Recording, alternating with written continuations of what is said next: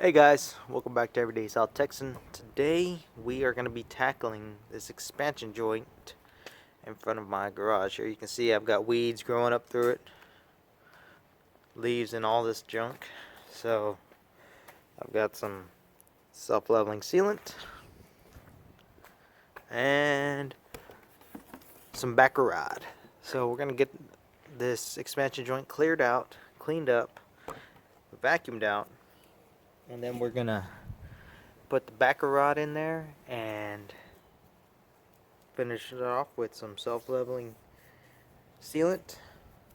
So stick around. Alright, so I'm going to start off with moving my plants and stuff.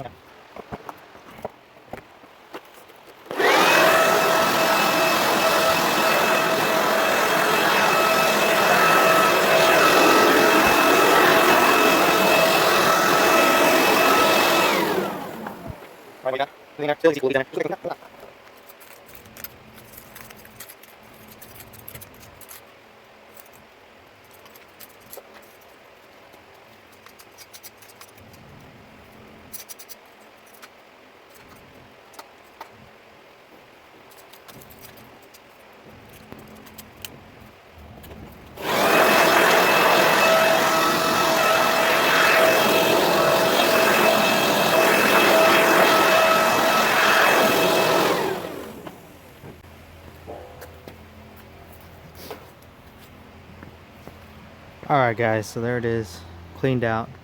All the dirt, organic matter, stuff like that was in there. It's all gone. And you don't have to go super deep, just deep enough to where the backer rod is gonna either hit your rebar that's dialed into your slab, or you know, just until your backer rod is flush with the top, because that's all you're wanting to get. Look at that, I missed a piece here. Yeah, just double check, make sure you got any organic matter that's in there that needs to get out of there. Alright.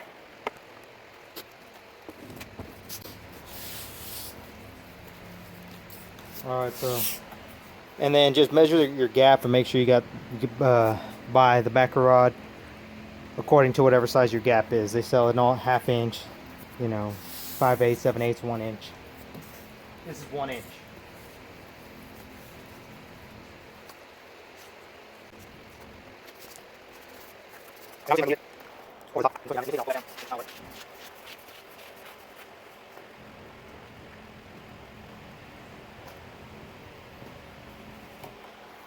Alright, so there it is, just laid in there. I haven't stuffed it down yet. So what I'm gonna do is, this one's a little bit too deep right here, this little spot right here by my foot. So I'm just gonna put it to where it's just below the surface of this concrete, because that way when the water hits the garage, it still has a chance to roll off. We don't want to create any lip here to trap any water.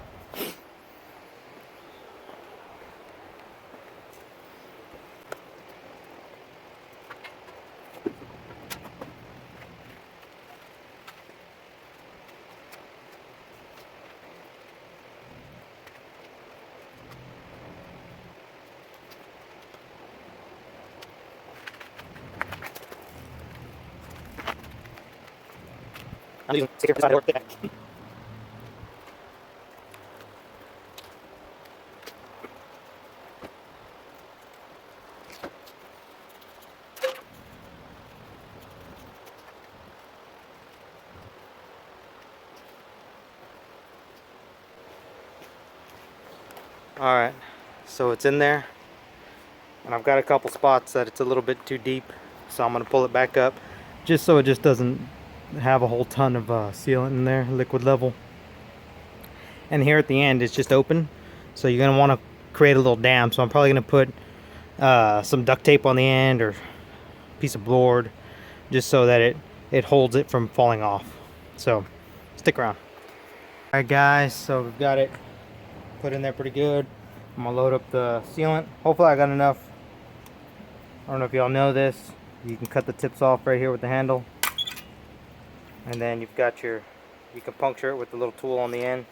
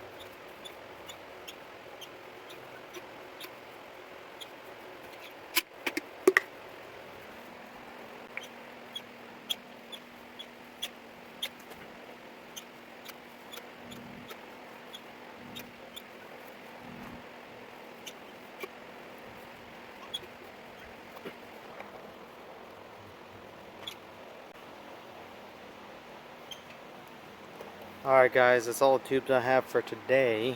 We're going to let it set up, get nice and tacky, and then I'm going to go over this spot again where it leaked through, and hopefully they'll fill it in, and then I'm going to go over where the dirt flew on top of it so it's nice and even.